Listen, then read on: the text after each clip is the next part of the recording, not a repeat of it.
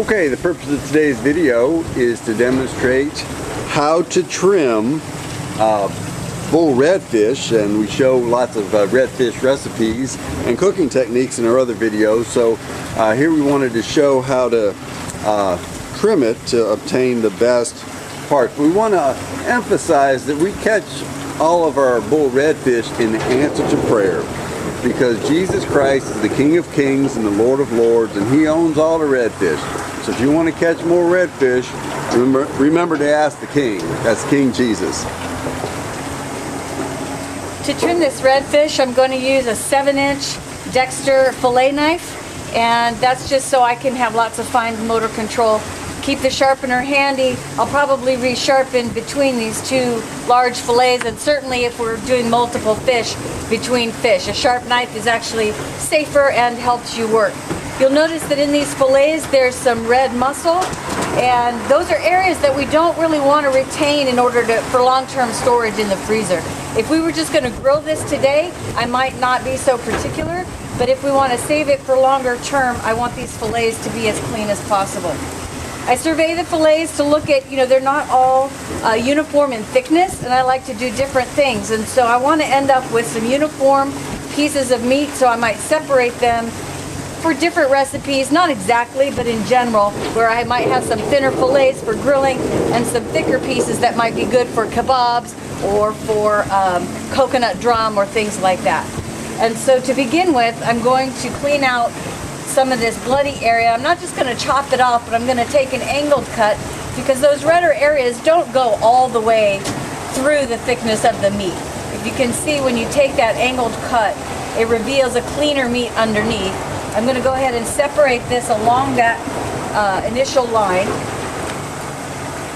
And already this piece, for example, looks a lot cleaner. It's worth it to take time to trim it carefully at this stage, and that makes the preparation later much easier when you can just take it out of the freezer and it's ready to go. Again, this spot right here is going to be very shallow, so I'm going to take a very shallow angle and just try to take that off. It's helpful to have lots of water, because some of this is just surface. It's not really embedded in the meat, and so we keep the process going where we're continually cleaning as we go. Turn it over. We have this very thin line along here. Again, this is an advantage of having the very thin fillet knife, of just taking that right along that edge and trying not to take too much of the meat that we want to retain. And we're here at the dock, and there are some pelicans eager for the scraps that we're not going to be taking to eat.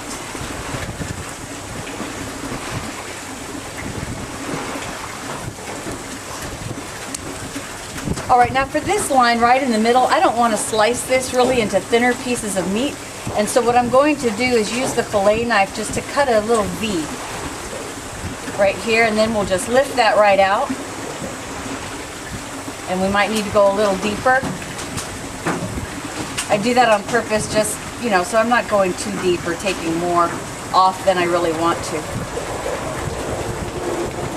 Again, if you're preparing this fillet to cook right after you prepare it, you might not need to be this clean. The meat will taste great and be tender, but if you're storing it for long term, this extra effort will help you maintain the quality of the meat.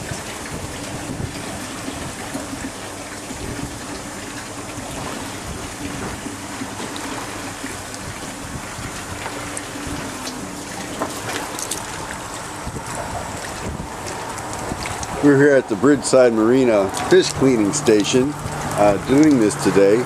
Bridgeside Marina has a really nice boat launch that we like to use. They've also got a great selection of bait and tackle. So when we're fishing in the Grand Isle area, we often stop at the Bridgeside Marina.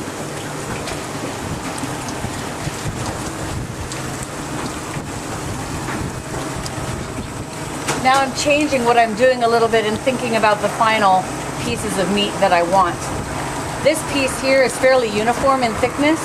I think I'm just going to cut it in half.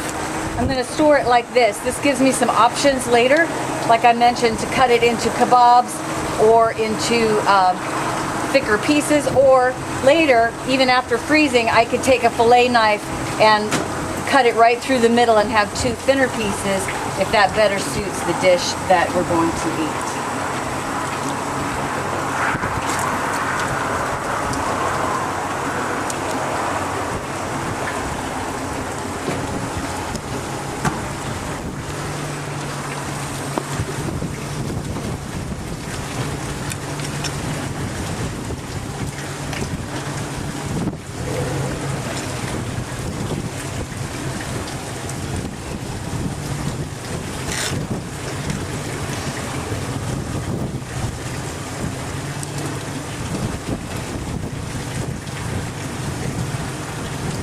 These are probably too small an amount to put in a single bag, so I'm just going to set them aside while I clean the other fillet, and then we'll decide how to package them, meaning how much in each bag.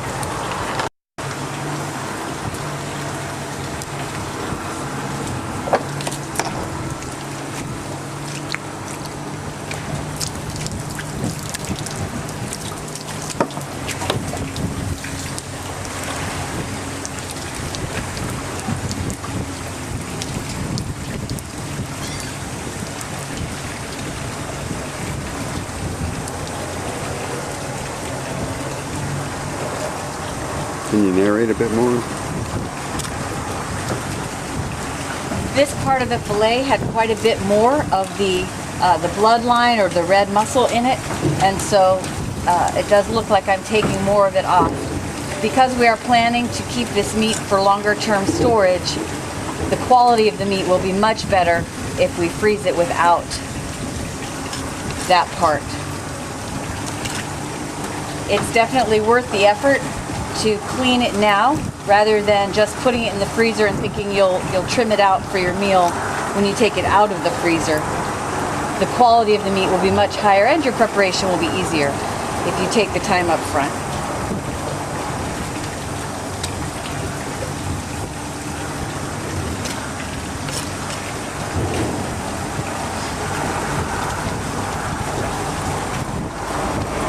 In addition to the pelicans today, we have an egret, and I guess he's the marina cat, eagerly watching.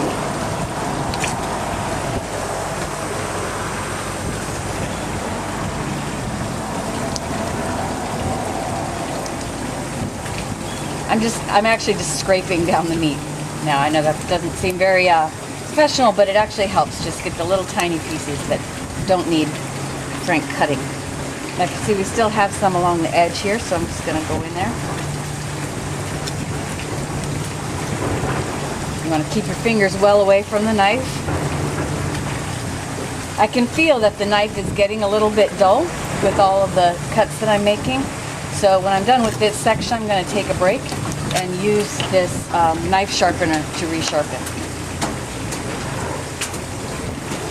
That looks pretty nice. Again, for the way that I package and cook it, this is kind of long, so now I'm just going to go ahead and cut it in half and lay it with these other trimmed pieces. When I'm done, I'll go ahead and rinse all of these again, just because I can. Clean meat is good meat. So, is there anything substantially different that you anticipate about trimming that second fillet over there, or is it about the same thing on a different fillet? It's about the same thing. I am going to sharpen the knife. I'm going to survey this and make a little bit of a plan, not to overcomplicate, but basically to plan how I'm going to trim it to preserve the most amount of meat in a cookable fashion. And we'll end up with a similar grouping of fillets, trimmed fillets that we have here already.